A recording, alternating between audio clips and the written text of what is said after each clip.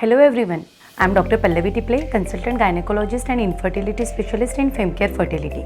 आज के हम हमारे ये सीरीज़ में 31 और 32 वीक्स के बारे में बात करेंगे।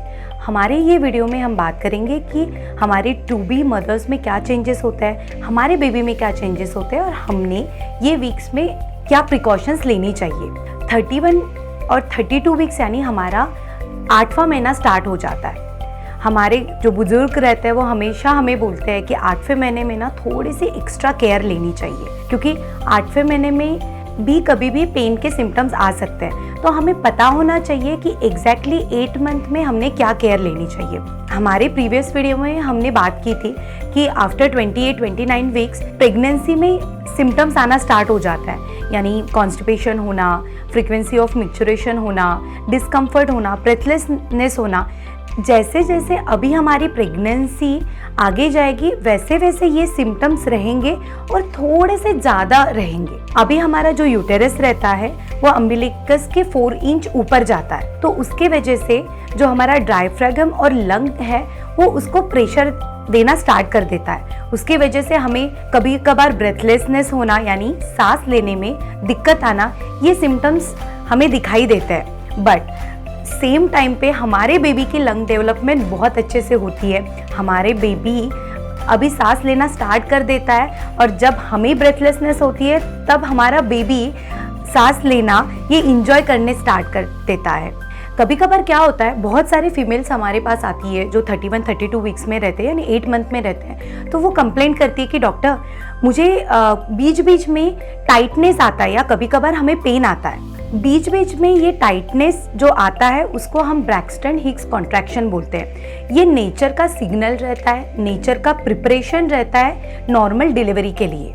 बट हमें डरना नहीं है। एक तो आपको पता होना चाहिए कि ये जो ब्रैक्सटन हिक्स कॉन्ट्रैक्शन रहता है ये फॉल्स लेबर पेन रहता है। फॉल्स लेबर पेन की जब हम बात कर रहे हैं तो हमने ट्रू लेबर पेन के बारे में भी बात करना चाहिए, अदरवाइज आपको नहीं पता चलेगा कि एग्जैक्टली जो आपको पेन हो रहा है, जो आपको कॉन्ट्रैक्शन हो रहा है, वो सही में लेबर पेन है या ये सिर्फ फॉल्स अलार्म है। जो ट्रू लेबर पेन रहता है वो यूजुअली जो कॉन्ट्रैक्शन रहता है वो हमें जैसे पीरियड में पेन होता है वैसे ही पेन होता है। कॉन्ट्रैक्शन के टाइम पे यदि हम हमारे पेट पे हाथ रखें तो वो एकदम हार्ड कंसिस्टेंसी लगता है। और सबसे इम्पॉर्टेंट, जो भी ट्रू लेबर पेन रहता है that suppose to be bound to increase, कि उसकी जो इंटेंसिटी रहेगी, उसकी जो फ्रीक्वेंसी रहेगी वो इंक्रीज होगा।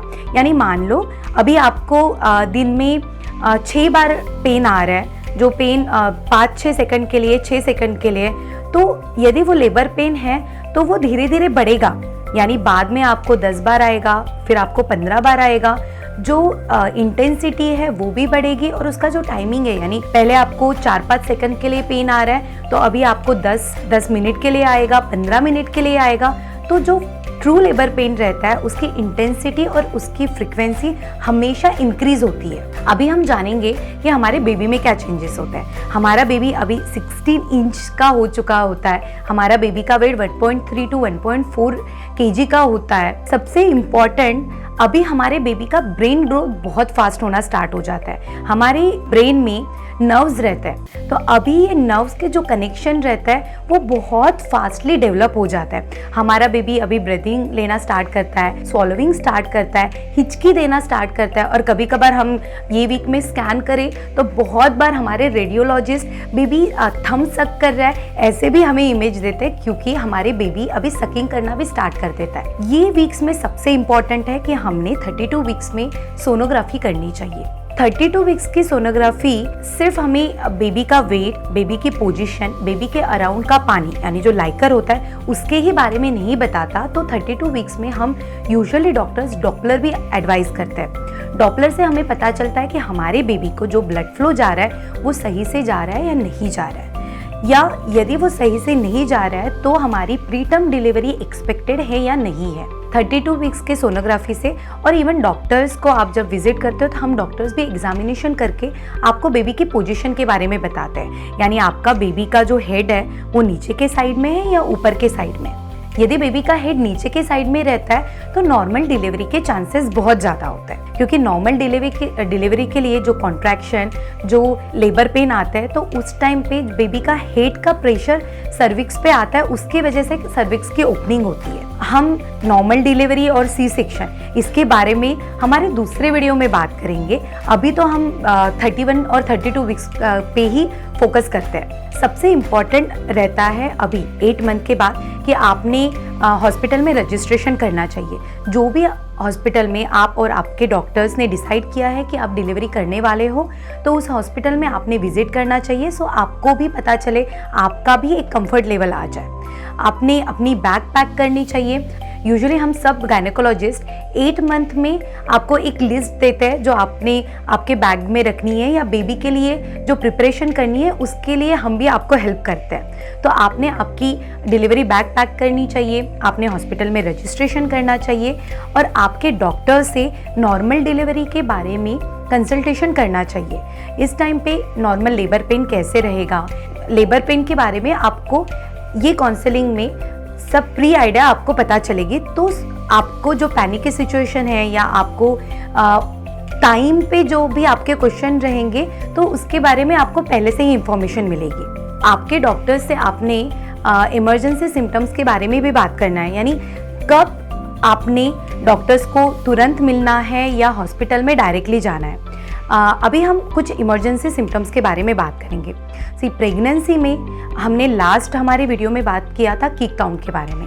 यदि आपको कभी भी लगता है कि आपके बेबी की मूवमेंट कम है, बेबी का किक काउंट कम आ रहा है, तो आपने डायरेक्टली आपके डॉक्टर्स को मिलना है। फ़ोन पे कंसल्ट करने से बेटर है कि आप हॉस्पिटल में जाके ही डायरेक्टली चेकअप करें। या कभी आपको लेबर पेन लग रहा है, यानी हमने अभी फॉल्स लेबर पेन और ट्रू लेबर पेन के बारे में बात की। यदि आपको पेन हो रहा है, आपको कॉन्ट्रैक्शन आ रहा है यानी टाइटनेस आ रहा है और उसकी इंटेंसिटी और फ्रीक्वेंसी बढ़ रही है, तो आपको हॉस्पिटल में जाके विजिट करना है। कभी भी यदि नीचे से पानी जा रहा है, यानी यूरिन जैसे पानी जा रहा है, बट उस पर कंट्रोल नहीं है, यूजुअली हम यूरिन करते हैं तो उस पर कंट्रोल रहता है, बट जब लीकिंग होती है, यानी बेबी के अराउंड की जो सैक रहती है उसमें से यदि पानी लीक हो जाता है, तो वो क्लियर वाटर रहता है, उसका कोई स्मेल नहीं रहता और उस पर हमारा कंट्रोल नहीं रहता है। यदि ऐसे लीकिंग आपको हो रही है तो आपको डॉक्टर को मिलना है।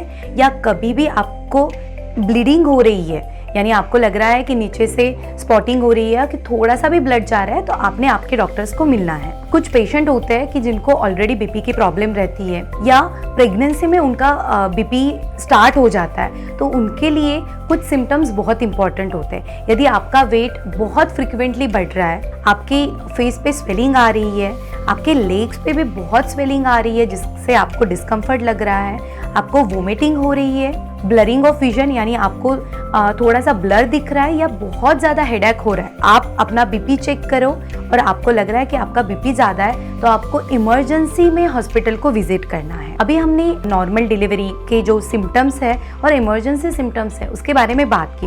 अभी हम बात करेंगे कि ये वीक्स में हमारी टू बी मदर्स ने क्या केयर लेनी चाहिए। सबसे इम्पॉर्टेंट ये टाइम पे रहता है कि आपने रेस्ट लेना चाहिए। ऑलरेडी बेबी के मूवमेंट की वजह से, ब्रेथलेसनेस के वजह से, बेबी के वेट की वजह से हमारी स्लीप डिस्टर्ब हो जाती है, बट जितना भी आपको टाइम मिलता है आपने रेस्ट करना है, आपने सोना है, आपने आपके डाइट पे फोकस करना है, आपने protein rich diet, green leafy vegetable, जो भी आपके डॉक्टर्स आपको एडवाइस करते हैं वो सब अच्छे से फॉलो करना है। सबसे इम्पॉर्टेंट है कि हमने at least 3 to 4 litres water intake हमारा होना चाहिए, क्योंकि क्या होता है ना, डिहाइड्रेशन होता है तो हमारे बेबी के अराउंड का भी पानी कम होना स्टार्ट हो जाता है और हमें भी थकावट ज़्यादा महसूस होती है। तो आप मेक श्योर करना है कि आपने पानी ज़्यादा लेना है। अभी 8 मंथ के बाद नॉर्मल डिलीवरी के लिए आप एक्सरसाइज स्टार्ट कर सकते हो अपने आपके डॉक्टर से या आपके जो भी योगा इंस्ट्रक्टर है। यदि आपने प्रेगनेंसी एक्सरसाइज के क्लासेस लगाए हैं तो आपने उनसे अभी नॉर्मल डिलीवरी के लिए जो भी एक्सरसाइज रहते हैं उसकी काउंसलिंग लेना है और आप अभी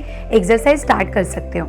8 मंथ के बाद कभी भी डिलीवरी होती है तो बेबी के सर्वाइवल के चांसेस बहुत ज़्यादा होते हैं, बट यदि आपकी प्रेगनेंसी हाई रिस्क है, यानी आप ट्विंस कैरी कर रहे हो, आपको प्रेगनेंसी रिलेटेड डायबिटीज़ है, आपको प्रेगनेंसी रिलेटेड हाइपरटेंशन है, या आपके प्रीवियस 1-2 सी सेक्शन है, या प्रीवियस आपके कोई सर्जरी हुई है, या किसी कारणवश यदि आप हाई रिस्क प्रेगनेंसी में आते हो तो आपने आपके डॉक्टर से बात करनी है, आपकी हिस्ट्री हाइड नहीं करनी है।